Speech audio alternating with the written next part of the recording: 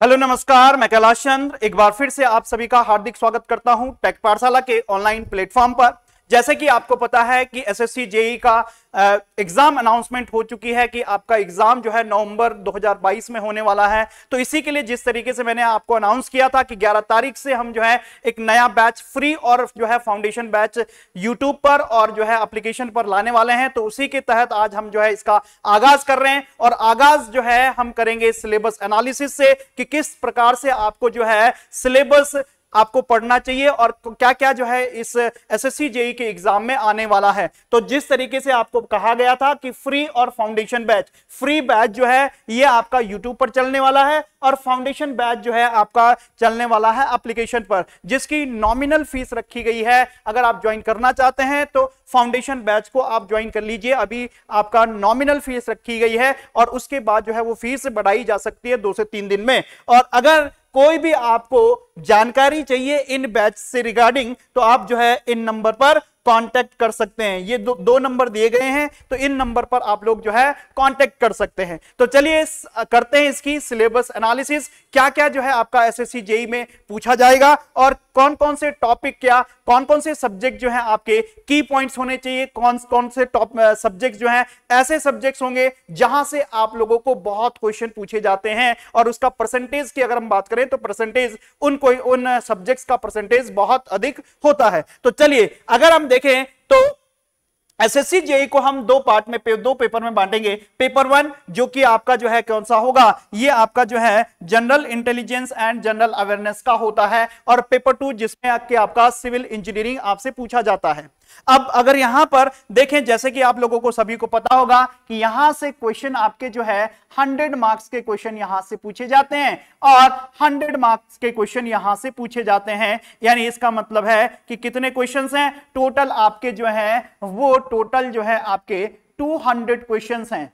Total 200 questions, 200 marks, 200 marks का यहां से क्वेश्चन पूछे जाते हैं। अगर यहां से देखें paper 1 general intelligence and reasoning से 50 क्वेश्चंस और अगर हम बात करते हैं जनरल अवेयरनेस तो जनरल अवेयरनेस से कितने 50 क्वेश्चन। और देखिए भाई, जनरल इंटेलिजेंस एंड रीजनिंग के इस प्रकार के क्वेश्चन रहते हैं कि आप 50 में से 50 भी मार सकते हैं, बट एटलीस्ट आप जो है यहां से 45 नंबर्स आप ला सकते हो। तो इस तरीके से आपकी तैयारी होनी चाहिए कि जनरल इंटेलिजेंस एंड रीजनिंग से आप जो है 45 नंबर लाएं और आपकी तैयारी जनरल अवेयरनेस की इस तरीके से होनी चाहिए कि आप यहां से 20 से 25 मार्क्स जो है सिक्योर कर सकें। और इस 20 से 25 मार्क्स सिक्योर करने के लिए आपको की पॉइंट्स कौन कौन से होने चाहिए। यहां पर देखिए जनरल नॉलेज जिसमें कि आपका जो है हिस्ट्री, पॉलिटी, ज्योग्राफी पूछा जाता है, इकोनॉमी पूछा जाता है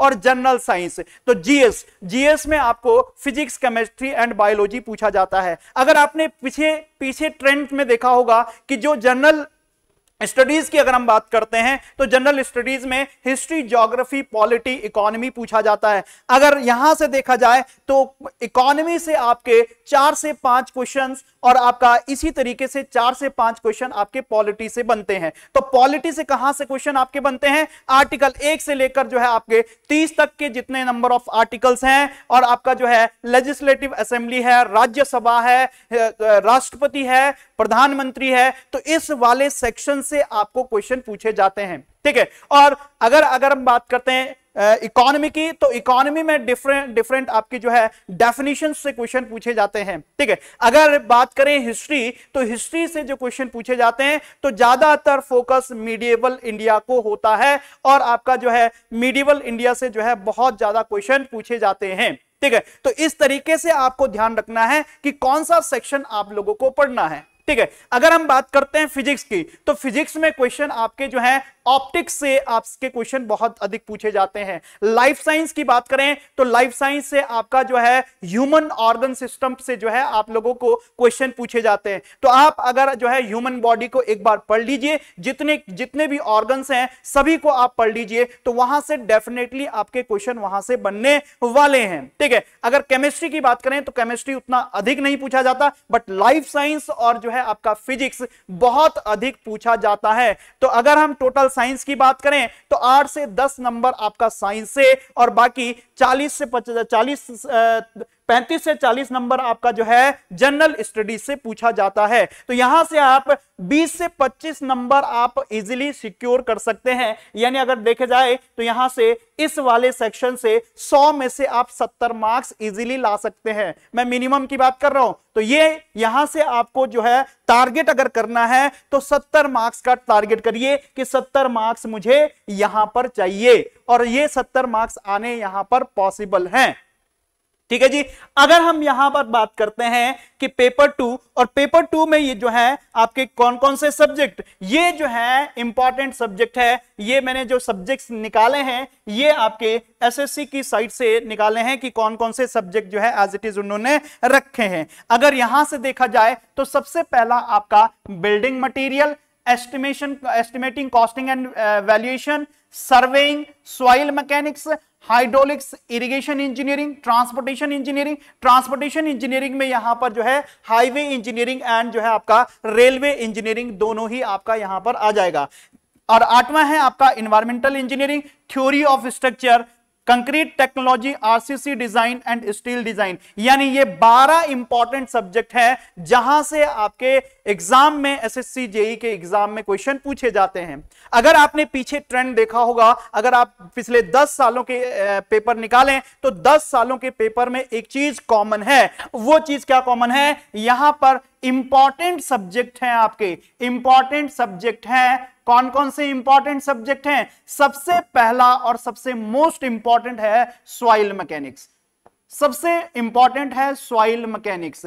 दूसरा आपका जो है इंपॉर्टेंट है, छोटा सब्जेक्ट है बट बहुत अधिक question, 10 on an average 10 question तो पूछे जाते हैं, और वो है आपका सर्वेइंग, वो है सर्वेइंग।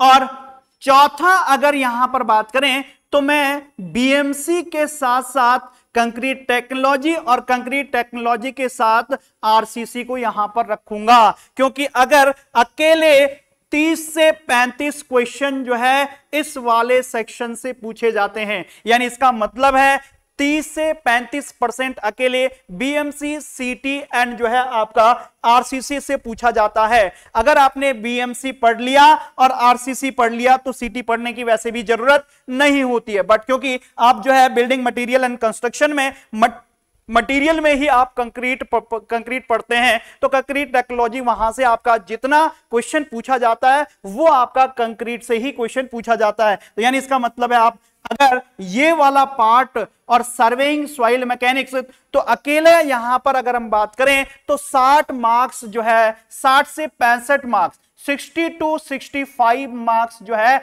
आपके इन सब्जेक्ट से पूछे जाते हैं। और कितने इंपॉर्टेंट सब्जेक्ट है, तो इन्हीं सब्जेक्ट्स को हम जो है शुरुआत यहां से करने वाले हैं। और शुरुआत में जो है आपका फ्री और फाउंडेशन बैच में सॉइल मैकेनिक्स एंड सर्वेइंग से हम स्टार्ट करने वाले हैं। यानी अगर आपका पहला लेक्चर जो होगा वो होगा आपका सॉइल मैकेनिक्स एंड सर्वेइंग, ठीक है, क्योंकि बहुत ही इंपॉर्टेंट है। बाकी हम 12 सब्जेक्ट जो है वो कंप्लीट करने वाले हैं और बहुत सारी फैकल्टी जो है आपके साथ इसमें रहेंगी। और हमारा जो है टारगेट है कि हम इसको जो है लगभग 3.5 महीने में जो है कंप्लीट करें, और कंप्लीट करके जो है एक आधा महीना 15-20 दिन आपकी जो है प्रैक्टिस होगी।